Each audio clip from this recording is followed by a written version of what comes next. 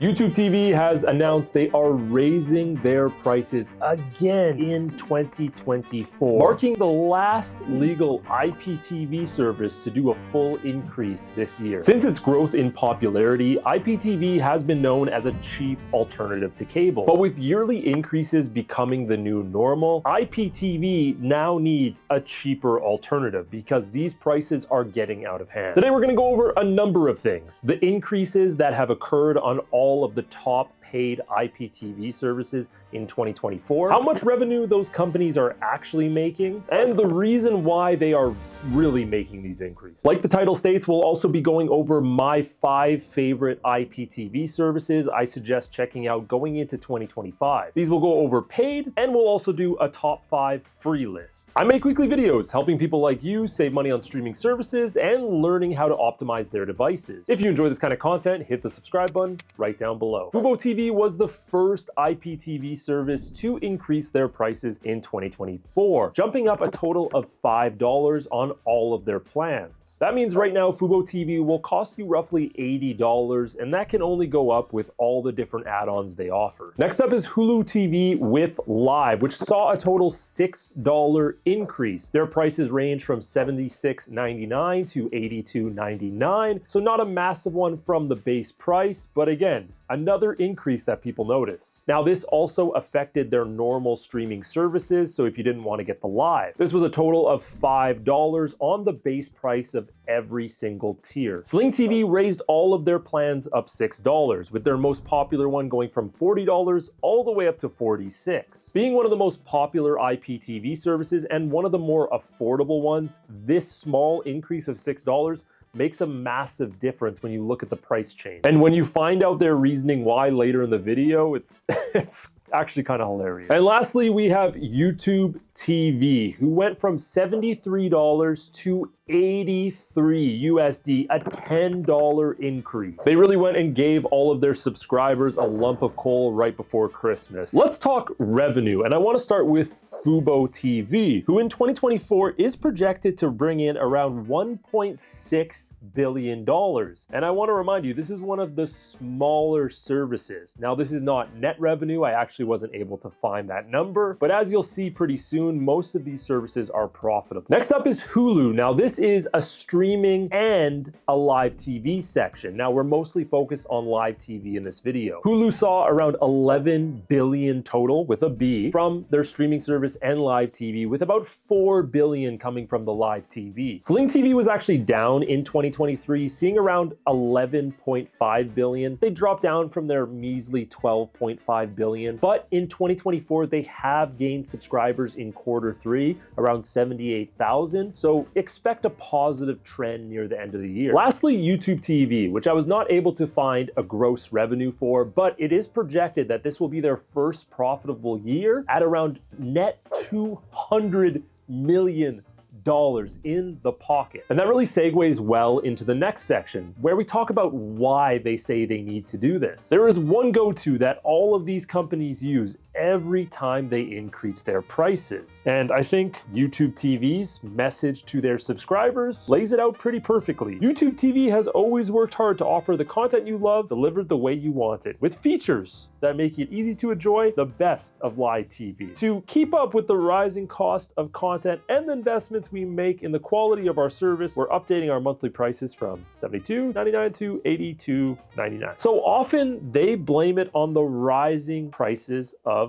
the actual content that they're licensing. And there definitely is a little bit of validity to this. When you look at the market, there is now, 10 legal IPTV services plus, depending on where you live. And all of these services are competing for the same main channels and sports. This has the exact opposite effect that competition should have. Instead of lowering the prices, they end up raising their prices up, because why would they care if you pay more? This just sets up a never-ending loop of the people creating the content and the channels raising their prices because the IPTV services are raising their prices, which then means the content raises their prices, and we just go round and round. Or you can be Sling TV and have the weakest excuse ever. I kid you not, this is what Sling TV said in their email, and they even put a bow on their email. So they start off by, yes, blaming it on the rising cost of content. The price we pay to provide you with the programming you enjoy continues to increase well above the pace of inflation. I wonder why. We actively fight every day to keep it as low as possible. Then they go to say the increase, but check out this last part. These increases are industry-wide. Other leading streaming providers have increased their prices throughout 2024, but despite this, Sling has not. In fact, we waited till the end of 2024 to increase your price.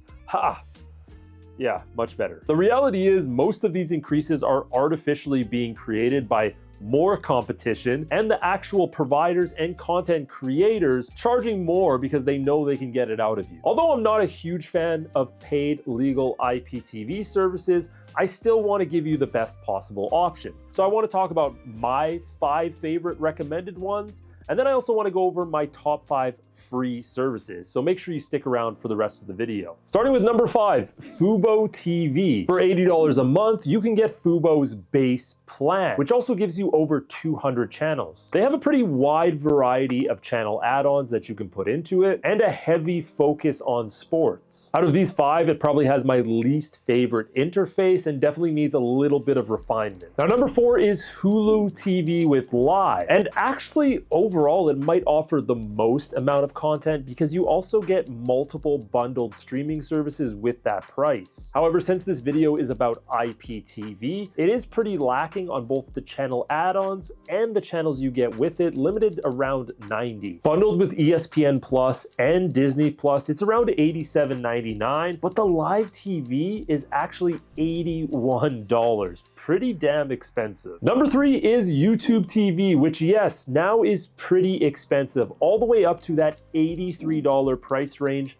starting in 2025. But a lot of people are still going to be drawn to it, mainly because the major sports licensing rights that they have, such as with the NFL. They also have a pretty wide selection of channels and a bunch of different add-ons that you can choose from. One thing you're probably noticing is a lot of these are roughly the same price. At number 2 is DirecTV Stream, which has actually become really popular as a live IPTV platform. With literally hundreds of channels to choose from and a bunch of different customizable packages, it probably gives you the most options to kind of change around what you want. However, this definitely can be one of the most expensive services, costing you over $100. And lastly, we have Sling TV. As much as I hate that they increased their prices by $6, there is no denying it's overall the most affordable. You can actually get one of their plans for around $40, and it has a decent amount of both sports and other live content that you can enjoy. Although you'll never get as much content as some of the others, it does give you a lot of affordable options. Now for me, I probably wouldn't choose any of those 5 because I'm gonna go over to the free services that we're checking out in the next section. So starting with number 5 is Plex TV. Now Plex TV is a completely free IPTV service that has hundreds of channels around the world, and it's available in almost every country. Now this is ad supported, so you will have to watch some ads every once in a while, but they do also have video on demand available. Depending on what country you're in, it may have different channels, but honestly, a major selection, and yeah, it's completely free. One of my other favorites is Pluto TV. Again, a really major selection of live TV to scroll through and a really nice interface you can use across a number of different streaming devices. It's neatly categorized, and they even give you a pretty decent length timetable and schedule where you can see upcoming shows. I actually really like Sling Freestream, but unfortunately, if you're not in the US, you can't use it. That's where you can get something like a VPN. I have IPVanish here. I can connect to a US server. Now, anytime I want, I can load up Sling Freestream and get access to all of the content that they offer that's ad supported. Everything from live TV to on demand. They have one of the biggest selections, especially of US-based live TV, so you're gonna get a lot of channels to choose from. If you wanna pick up IPVanish and try it out for the first time, I have the link down below in the description. That'll bring you to my customized offer that also comes with a 30-day money-back guarantee, so if you don't like it, cancel it and get all of your purchase back. Number 2 is Freevee TV, which yes, is supposed to be shut down soon. But if you still want to enjoy the live TV that Amazon and the video on demand that Prime Video feeds into it, you can download it on any of these devices and get access to it. It is ad supported, so again, watch a few ads and that's it. Available in the US and I believe the UK and maybe Mexico. Not in Canada though, you will need to use a VPN for Canada. And lastly is the OG